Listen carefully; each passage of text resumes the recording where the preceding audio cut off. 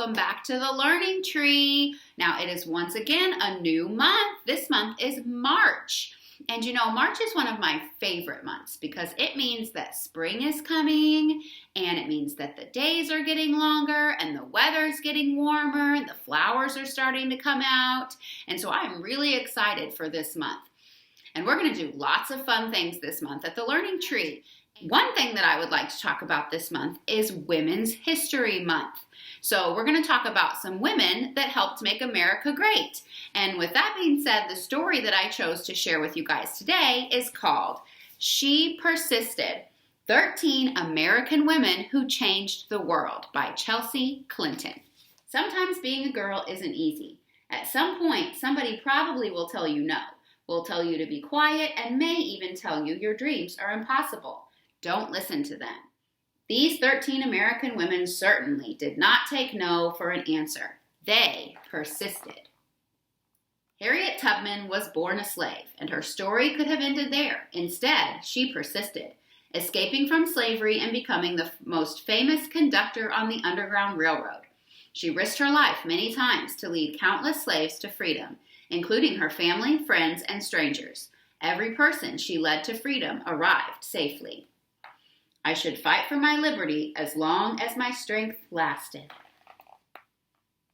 Once Helen Keller became blind and deaf as a toddler, few people thought she'd be able to learn to read, write, or speak, but she persisted.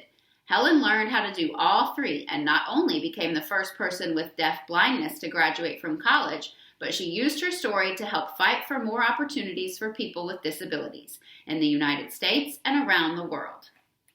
One can never consent to creep when one feels an impulse to soar.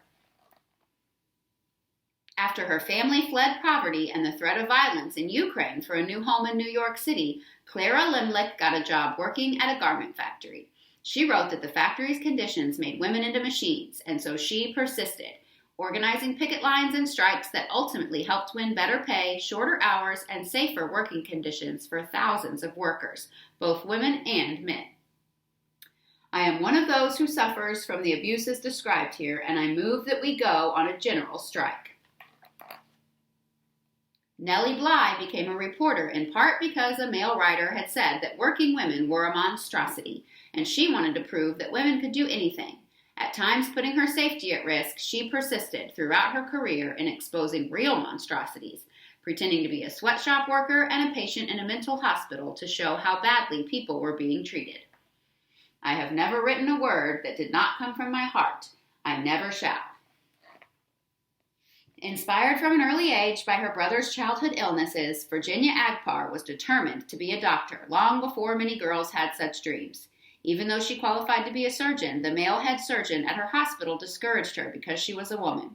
Nevertheless, she persisted, becoming an anesthesiologist and creating the Agpar score to test a newborn baby's health, which hospitals all over the world still use today.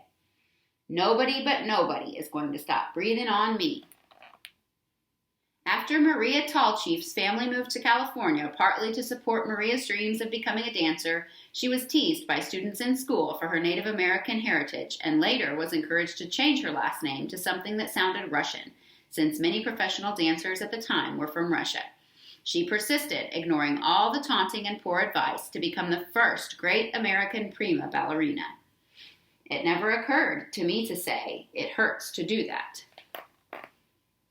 As a 15-year-old riding a bus home from school in Montgomery, Alabama, Claudette Colvin was expected to give up her seat to a white woman just because she was African American. In her refusal to get up, she persisted in taking a stand for what's right, helping to inspire Rosa Parks to make the same choice 9 months later, an act many point to as starting the modern civil rights movement. I knew then and I know now that when it comes to justice, there's no easy way to get it.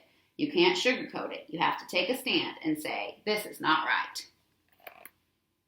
When Ruby Bridges was in kindergarten, many schools across America, particularly in the South, still refused African American students their equal right to an education.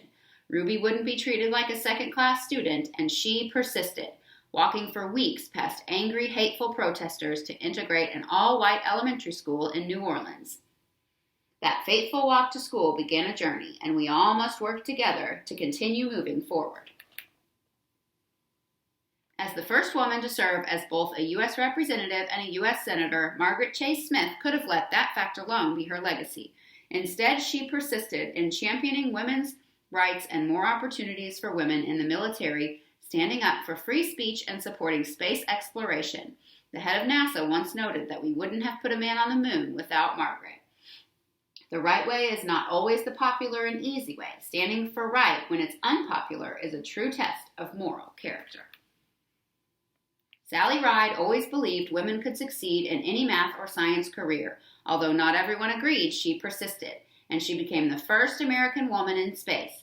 But that wasn't enough for Sally. She traveled into space once more and then created science and engineering programs specifically for girls so she could help generations of young women achieve their dreams too, both on Earth and in outer space. Young girls need to see role models in whatever careers they may choose, just so they can picture themselves doing those jobs someday. You can't be what you can't see. When, as a kid, Florence Griffith Joyner visited her father in the Mojave Desert, he would urge her to run faster and faster, to run as fast as a jackrabbit. Even when she had to leave college to help support her family, she persisted in her training on the track, then went back to school and got faster and faster. Her unbroken world records in the 100-meter and 200-meter sprints set at the 1988 Summer Olympics mean she still is the fastest woman ever. When anyone tells me I can't do anything, I'm just not listening anymore. Oprah Winfrey's grandmother expected Oprah to follow in her footsteps and become a maid.